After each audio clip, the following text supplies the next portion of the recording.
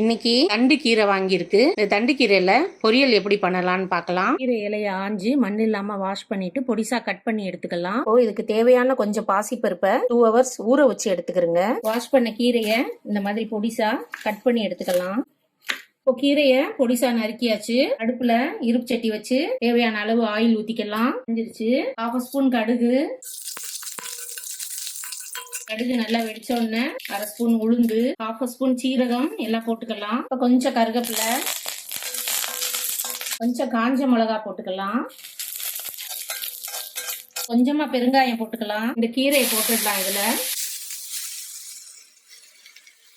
அடுப்பை நல்லா ஹை ஃப்ளேம்ல வச்சு நல்லா கீரையை ஒரு பெரட்டி விட்டுக்கிறங்க. கொஞ்சமா மஞ்சள் பொடி போட்டுக்கலாம். டேஸ்ட்டுக்கு ஏத்த மாதிரி கொஞ்சமா உப்பு போட்டுக்கிறங்க. நல்லா கிண்டி விட்டுக்கலாம். கீரையுடைய பச்சை மணம் சுவையும் மாறாம இருக்கிறதுக்கு 1/2 ஸ்பூன் சுகர் போட்டுக்கலாம். பண்ணி விட்டுக்கிறங்க.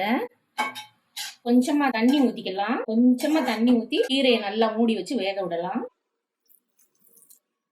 கீரையை மூடி வச்சு கொஞ்ச நேரம் வேக விடலாம். கீரை வெந்துருச்சான்னு பாத்துடலாம். நல்லா நமக்கு கீரை வெந்துருச்சு. இங்க பாசிப்பருப்பு நான் ஊற வச்சிருக்கேன். இந்த ஊறின பாசிப்பருப்பையும் அந்த கீரையோட சேர்த்துடலாம்.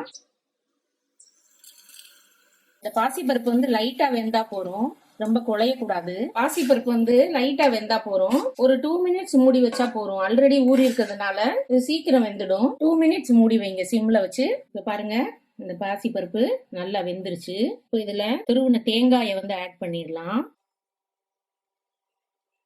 கொஞ்சம் கொத்தமல்லி போட்டுக்கலாம். நல்லா மிக்ஸ் பண்ணிக்கலாம். பாருங்க, கீரை பாசிப்பருப்பு பொரியல் ரெடி ஆயிடுச்சு.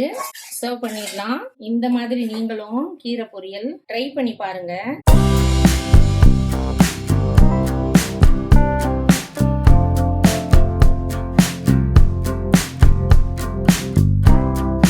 நீங்களும் இந்த மாதிரி கீரை பாசிப்பருப்பு பொரியல் ட்ரை பண்ணி பாருங்க.